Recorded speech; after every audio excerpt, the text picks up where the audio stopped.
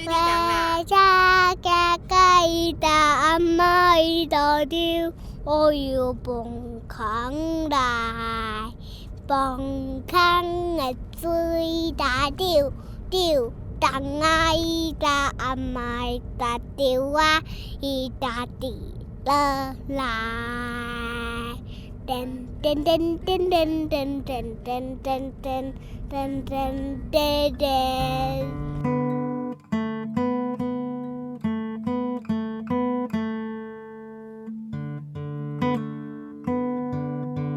Hello， 欢迎收听《米米之音》，我是大米。2026的故事车环岛系列第4集就用阿米他清唱《丢丢当》这首他目前最爱的宜兰民谣当做开场好了。今天我们一家3口的目的地是南投民间乡，这是一个将5公顷的槟榔树园成功转种苦茶树，开发出了一个很棒的品牌，叫做小岛大果。这个苦茶油品牌的2位创办人兼农夫是陈生庆和陈志福，而且呢是很帅很年轻的农夫。哎呀，不过这个路途真的有点遥远。温水宝他负责开车，突然阿比就看到阿布我呢又把录音麦克风拿出来了。那边来了我都想要开讲啊！听到？对。咱即马当特要经过这条中部上大条的溪，叫做什么溪？大甲溪。大甲溪。对，咱当伫咧桥面顶哦。大甲溪较大，还是南洋溪较大？这个问题真好，我目前看起来溪较大。你要咧？我要大甲溪。是哦。哇，这个问题我袂当凊彩回答，我爱调查看卖才知影。你是要大甲溪是无？好，为什么你要大甲溪？你看起来感觉会比咱宜兰的南洋溪较大是无？啊，你要咧？我感觉南洋溪嘛不哩啊看呢，所以我要南洋溪较看。爱看咱2个什么人对啊？咱来问妈咪，妈咪你要大甲溪较快还是南洋溪？我要应该是大甲溪较大。哦。我对。我无确定啊。我嘛无确定。嘿，你嘛无确定，因为咱这是一定有数字的嘛，实际调查的数字，所以咱来去查，才会当知影。唔知影是伫咧问讲较长，还是水量较济？是伫咧问讲旁边啊较长，还是较短？咪咪，我问你，环岛甲当你有介意环岛无？有。还有佫有做期待后壁要去的所在无？有。后壁佫有要去参观的所在，要耍的所在有佫足济，因为咱环岛也未到一半啊。要困的所在是倒位？你为什么一直足关心要困的所在啊？因为我想要知影啊。哦，咱就是要困伫咧咱家己台中的厝呢啊。台中倒一间厝。你当初阿母做房地产的，有100间厝，要看间倒一间厝是无？台中都敢若1间厝尔。我看会到足侪间个呢。这是这个所在，这是别人的厝啦。你看，迄几排长，咱得过一支树仔顶开树叶仔的安尼，迄就是槟榔树仔。槟榔树仔会结槟榔籽，槟榔籽是会当摕来食的。我伫后壁都有看到槟榔树啊。你的后边嘛有槟榔树啊？咱的阿公是有食槟榔的呢。你知影槟榔毋是真侪人会食，啊毋对，槟榔台湾人真侪人会食，只是咱熟悉的人内面有食槟榔的无侪。阿公就是其中真罕的一个。你会记得阿公有食槟榔，所以伊的喙齿看起来拢红红，有无？因为食槟榔内面的夹一种物件，互伊较好食。迄个物件会互你哪步，喙齿会变成有红红的汁，袂输那老火咧。老火讲个真恐怖，不过种槟榔甲食槟榔确实拢有歹处，这嘛是事实啦。好佳哉，咱今仔日就要来听一个甲槟榔园改种苦茶树做苦茶油，每一年拢生产做出非常赞的苦茶油的这个故事啊。接下来我要切换一下语言，因为受访者呢会比较擅长使用的是华语。在挑战了一段曲折又小到无法会车的山路之后呢，我们终于到达目的地了。看到生庆，还有制服，还有2只大狗迎接我们。这个看起来有点迷你的意大利酒庄风格的家，原本只是制服的父亲盖的简单农舍而已。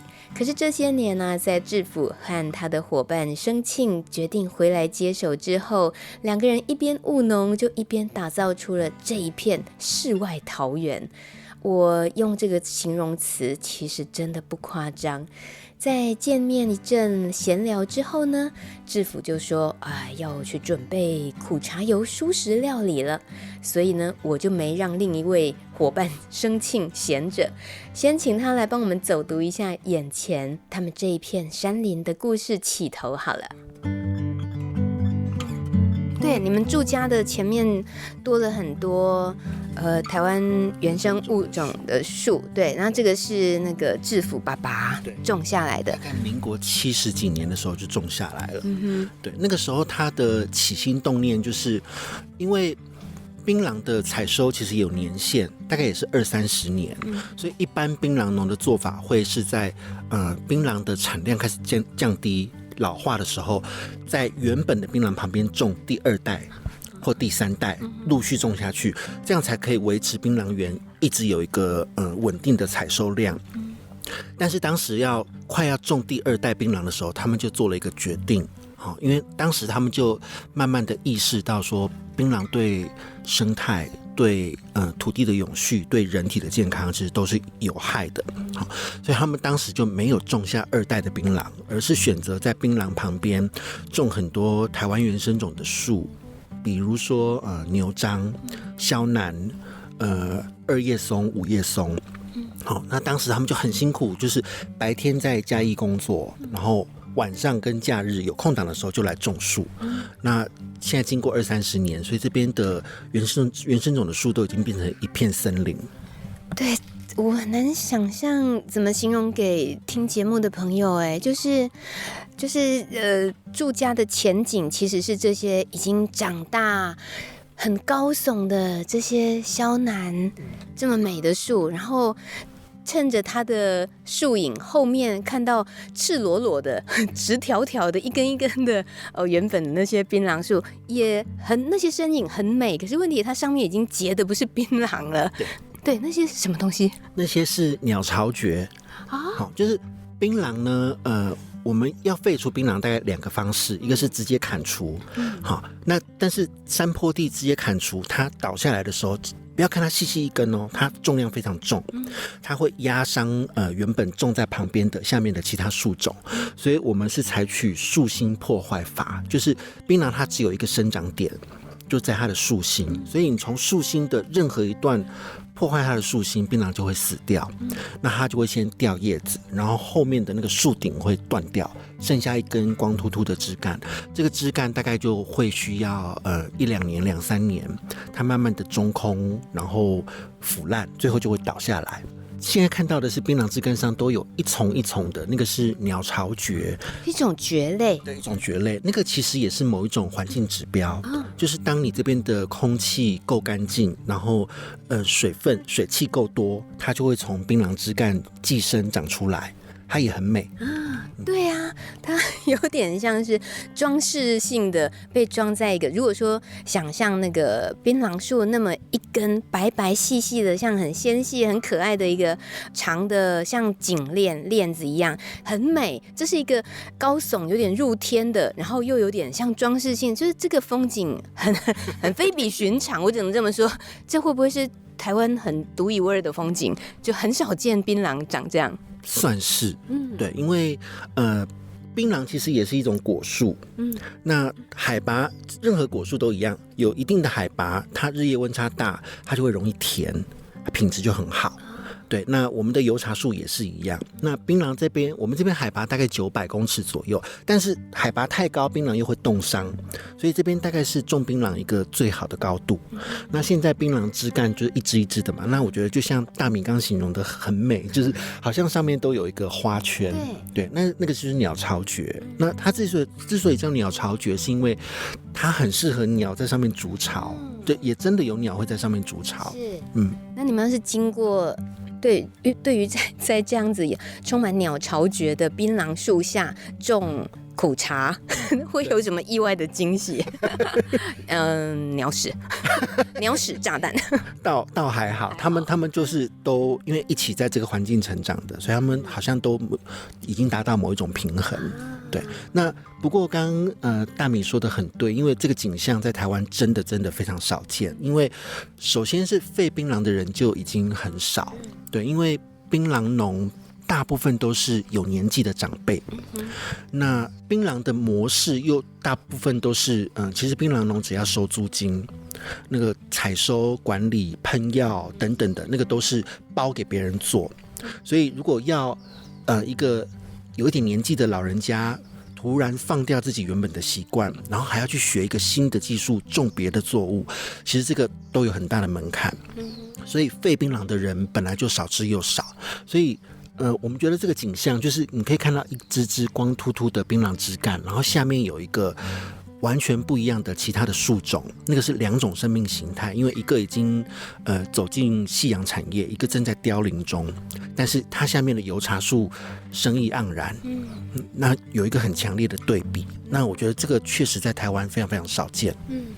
但这个点子是制服的爸爸想的。最早是他们想的，对，但他只是想出来，然后就把苦茶树种下去，但他其实已经没有力气收拾了，对不对？那个时候其实没有想过以后要干嘛，他们当时有一个很单纯的念头，就是说，有一天这些槟榔都倒掉，那如果没有种另外一个树种的话，那就很容易变成一片废山。荒山野岭，所以他们就选择在槟榔树下，其中五甲地槟榔树下都种下那个油茶的种子。好，他们是买种子哦，是实生苗，不是买苗回来种。每个槟榔树下都买2颗种子，然后这边的五甲地呢，住家附近的他们就是种原生树种。那他们想说，以后他们年纪大了，或者有一天他们不在了，那这片山都会有油茶树跟这些原生树种，把这个山林的水土顾好。哇，好棒！当时没有想过以后会有人来采收，然后去做油茶的产业，没有。哦，我懂，他其实也不是在想象着，像你刚刚说槟榔，大家有时候会想得要种第二代的槟榔，就是为了要人类很盈利的需求，得要继续有采收，继续有收入。他们已经想的只是为山林留下什么了，所以他们后面做的事情，其实也没有想过最后。在今天这个时刻，苦茶树其实也可以变成他的孩子跟他的强力伙伴，可以经营出一个经济产业这样。当时是没有这样想，但他们之所以会选择油茶树，我觉得有2个原因，因为大家还记得吗？就是10多年前，台湾有经历了一场食安风暴。好，那个时候就是发现，原来我们的食用油没有那么的安全。好，可能来自所谓的地沟油啊，各式各样的混油。所以他们当时就有一个习惯是，他们会去跟东部的农民收油茶的鲜果，然后回来自己日晒剥壳，然后自己找代工厂榨油，就自己吃自己做的油。这么搞刚为了自己要吃到好的油哦。对，所以他们当时对苦茶油他们就已经很熟悉。那但是之所以选择种油茶树，又是因为说油茶树它是一个深根系的作物，它如果你都不修剪的话，树也会长到大概2-3公尺高，然后它的根系可以超过1公尺。好，然后非常的深，非常的广，所以油茶树在早年台湾其实它就本来就是一个很常见的造林的树种，因为它不只可以把水土抓得牢牢的，然后因为它的叶子有油，所以它其实是一个很好的防火的树种。对，所以当时就选择另外五甲地他们种油茶树。对。你刚刚那种直接讲数据，就是在根扎在土里面的长度，油茶树是1公尺，超过1公尺，所以槟榔树听说比较短，是吧？对，槟榔树大概以我们观察可能半公尺之类的吧。但是因为一个一个植物它的地上部跟地下部其实通常会有一个相对应的关系。那以槟榔树它长到这么高，它可以长到10-20公尺，可是根却只有这么短，所以对比来说，它的抓地力其实是相对比较弱的。但它其实还是有水土保护的作用哦。因为比起所谓的浅根蔬菜，那槟榔的根当然还是相对比较深，只是以它的树高来说，它的根其实扎得不深。了解。我觉得现在你们非常大方的在分享这些，你们怎么样把槟榔树园然后转做现在变成可以有这么高经济价值的苦茶树园，这样这个 know how 其实我觉得你们的大方分享是对台湾非常非常重要的嘛。只是说你真正实务在这个运作里面的人，你觉得这件事情被拷贝的这个技术面啊实现面，你粗浅的猜，你觉得难度怎么样？我觉得其实废槟榔然后转做其他作物，技术面没有太难。我觉得难的还是眼光，就是我们到底怎么看待这片土地5年后10年后它应该要长成什么样子，它应该要用什么农法，好，然后应该可以留给这片土地留给后代子孙什么。我觉得这个还是最难的，就是那个观念的根深蒂固，我觉得最难。因为先不讲废槟榔好了，因为人要放掉一个自己习惯的生活模式，然后改另外一个生活模式，我觉得这个对很多人来说其实都很困难。对，所以我觉得真正难的是在这里。那我觉得因为前几年我们还没有成为农夫的时候，我们假日啊，有时候也会回来这片山头。那个时候有经历了一个事情是，如果合作的那个采槟榔的人，他当天要喷药，他会事先预告，他会事先告诉我们，那我们就会下山，因为整片山头都闻得到那个农药的味道。好，这边也跟大家说明一下，蛮多人以为槟榔是可以粗放的作物，其实不是，槟榔喷药喷得非常凶。它喷不到树梢的吧？它就根部也喷，上面也喷。为什么要喷呢？因为槟榔花其实有很多虫会去吃它。那槟榔花一旦被吃掉，它没有办法授粉，它就不会结出槟榔。所以开花的时候他们会喷药，然后采收的时候为了方便人们行动，他们会喷除草剂。然后采槟榔的时候怕被蜜蜂蛰，会再喷一个杀蜜蜂的药。啊，鸟尾这成本不可啊！对，所以其实槟榔之前在台湾有人说它是属于一个3不管地带，它其实喷很多药物，包括化学的、重金属的。那时候我们因为知道要喷药，我们就会下山。那大概傍晚回来的时候，都闻得到整个山头都是弥漫那个化学药剂的味道。然后我们会看到一个景象是，就是地上很多蚯蚓都从土里面跑出来，然后在马路上面蠕动。为什么呢？因为他们被喷到药，很痛苦。那时候看到那个景象，我们就其实心里面很难受，就觉得哇，槟榔喷药喷这么凶，那环境真的不会怎么样吗？土壤真的不会怎么样吗？那后来我们做更多的功课跟研究才知道，其实槟榔的这些药剂，包括对土壤的酸化，以及食用槟榔对口腔癌的致发，这些都有非常非常明确跟直接的证据。对，所以我们后来也就越来越坚定，就槟榔一定要废掉。因为你们接手之后，其实从来没有再采过槟榔的吧？没有。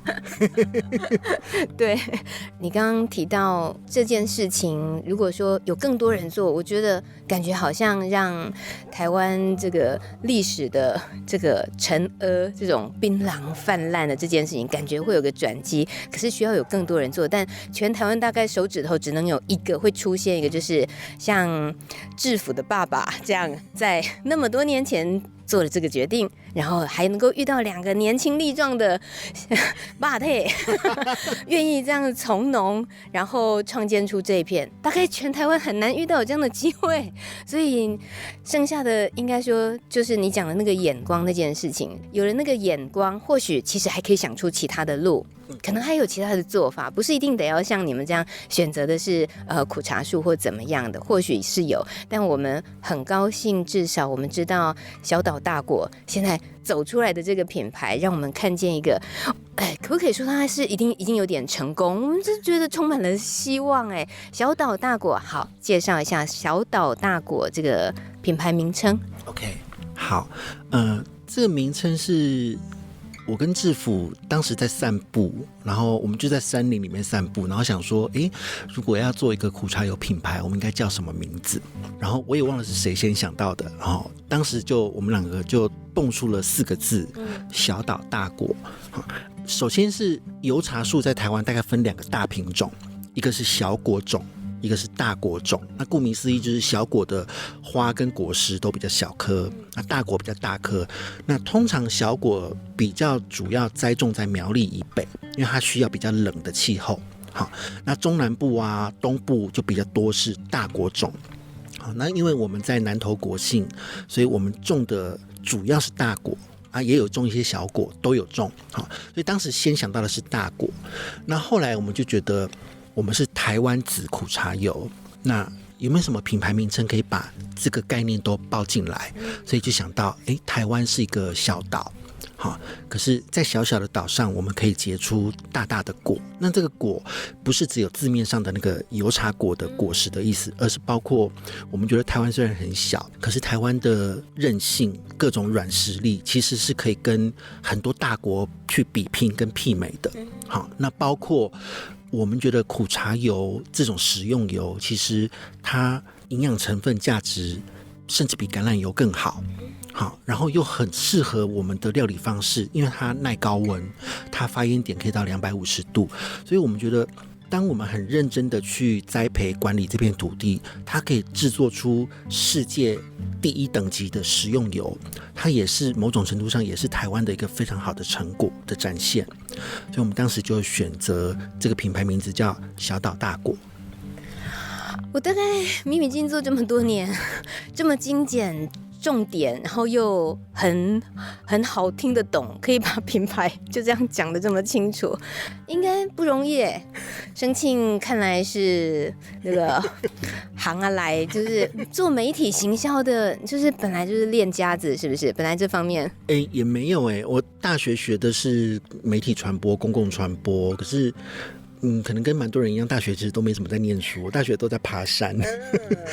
也是认真的投入这个产业之后，去一直常常让自己在想的问题是，我们不是只是想卖苦茶油，不是只想贩售油给大家，我们蛮希望这瓶苦茶油它可以成为某一个文化跟价值的载体。好，就是包括让大家认同这片土地，好，我们的土地可以做出这么好的加工品、农产品。好，然后我们的山林可以换一个方向，转一个弯，就可以往永续的路走更久。尤其现在其实大家都在讲碳权、碳汇，好，那我觉得这个蛮有趣的，就是一个企业或者一个工业，它制造了这么多污染，然后现在要回头跟森林买碳权、碳汇，有蛮是一种买赎罪券的感觉。对，那我觉得其实真正该做好的还是顾好这片土地。然后大家如果有空间有余力，多种树，多留草，我觉得这个才是真正让环境跟地球永续的根本。好，包括我们自己是我们喜欢吃蔬食，那这也是我们的选择，不是说肉食不好，我觉得大家有不同的选择，但我们觉得吃蔬食是对动物对土地最好最棒的方式。对，所以我们希望这瓶油不管是向世界还是向台湾在地人输出的是一个山林永续的价值，然后大家可以透过这么好的一瓶油累积对自己土地的认同跟信心，这个其实是我们最根本最想做的事。为什么我听起来啊，就脑子里只是很紧张一件事情，就是理念跟这些想法的完整，它也某程度就是让你们贯彻着就是很艰辛的辛苦的劳务的这种支撑的动力，没有错。可是我遇到的农友，他们担心的情况其实很多时候是卖不出去，怎么卖这件事情，所以那就在小岛大国里面，这个部分就是会是很难去想象卖苦茶油，在台湾卖苦茶油跟一般我认识比较为数众多的种米的这样子自有品牌的友善米、有机米的这个行销，谁比较难？谁比较难？你认识有种米的，然后自我行销这个小农品牌的米的吗？有没有听过他们的卖米有多难这件事？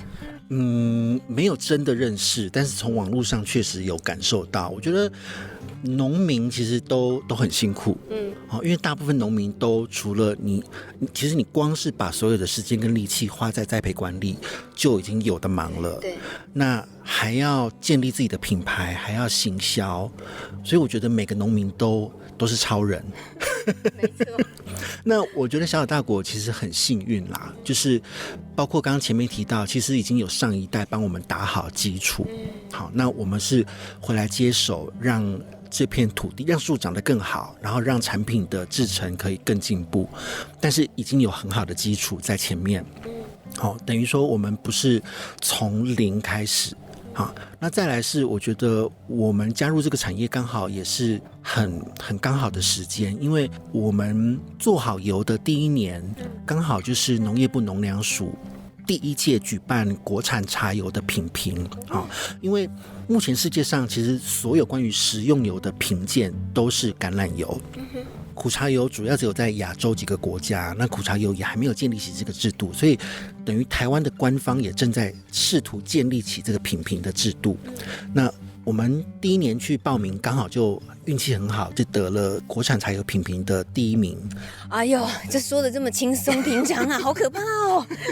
就第一名了，就得特优奖。对，那我觉得，当然我们这个过程当中也不断的回过头检视跟修复，就是苦茶油的栽培管理应该要怎么调整，然后油品的制成应该要怎么精进。好，那我觉得是刚好那一年得到这个特优奖，所以就有幸上了一些媒体，那也让更多人认识我们。然后我觉得也是因为现在大家养生跟保健健康的意识越来越抬头，所以有一个族群是很希望可以吃到在地的好油。对，所以我觉得我们当然很努力，我们很认真，可是也搭上了整个大环境的趋势，所以让我们可以好像还有一点点成绩，这样。不瞒大家说，我冲着呢我自己来到产地了，所以我就可以很肆无忌惮的问说，我可以在现场买到苦茶油吗？是不是还可以买得到？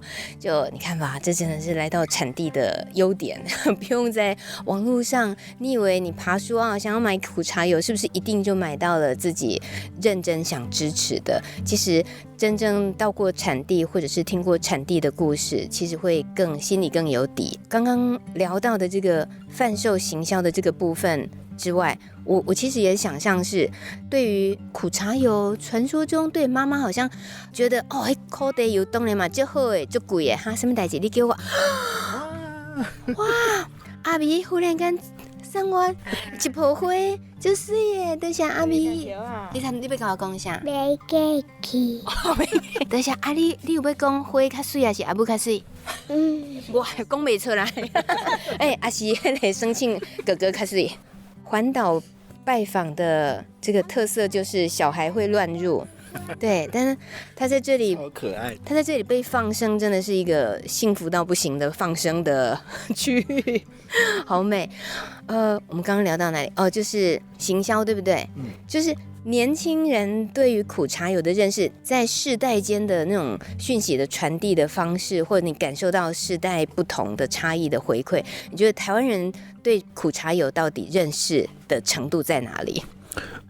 我觉得认识的还很有限。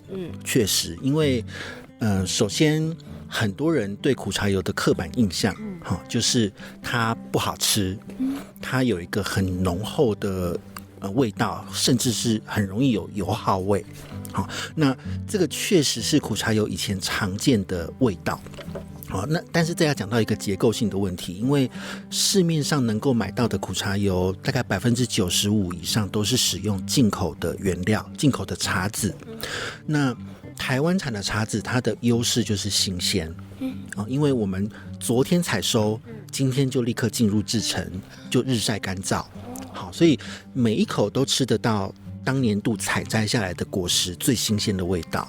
这听起来真的跟橄榄油那个橄榄产地产地直接的这个制作是这一步就马上听到是很像的了。是，对，因为油跟酒不一样，酒要喝可以喝陈年的酒，好，可是油一定要吃新鲜，因为再好的油它都会随着时间跟空气的接触等等，它会开始慢慢氧化，好，所以油一定要吃新鲜，那原料当然很新鲜很重要。那我刚刚说的进口籽，它一定不可能是当年度的采收的果实，因为它要经过海运漫漫长路运到台湾，至少好几个月，所以它再怎么样新鲜，一定至少也都是前一年度采收的。那油茶籽又很容易发霉，这是它的特性，所以这就是台湾籽跟进口籽一个最大的区隔。大家印象中的苦茶油的味道，那个没错，但那个确实是进口籽容易出现的风味，但是台湾籽苦茶油的风味就会非常的清香，然后有花香，有果香，有坚果味，待会大米可以吃吃看。所以我觉得第一个是我们希望颠覆大家对苦茶油的认知，就是新鲜的好油，苦茶油真正原本的风味，我们希望还给它，让大家重新认识。好，那第二个是大家对苦茶油也有另外一个刻板印象，就是它只适合有胃病的人。对，治病用的。对，或者刚生完孩子的产妇。我跟你讲，就表示说它很贵，很高不可攀，所以我们就觉得特殊情况，就好像古时候的人吃苹果只能生病才能吃一样。对，这个我完全可以理解，因为我刚成为苦茶农，然后回到老家在桃园，那时候我妈妈就从柜子里面拿出她珍藏多年的一瓶苦茶油，然后拿出来已经是那种酱油色的，你知道，深咖啡色。然后她说这个是妈妈以前花很多钱，这一瓶要2000块哦。然后那个瓶盖一转开，我还不用凑近去闻，我就已经闻到那个让人不舒服的油耗味。天哪，妈妈留那么久要做什么啊？就是舍不得吃，所以她以为还能吃吗？对，她以为还能吃，所以确实很多人过去，因为包括用油的习惯啊，然后包括这个苦茶油的原料的来源，它本来就是一个很好的养生的油，然后因为舍不得吃，所以开瓶之后就会放太久。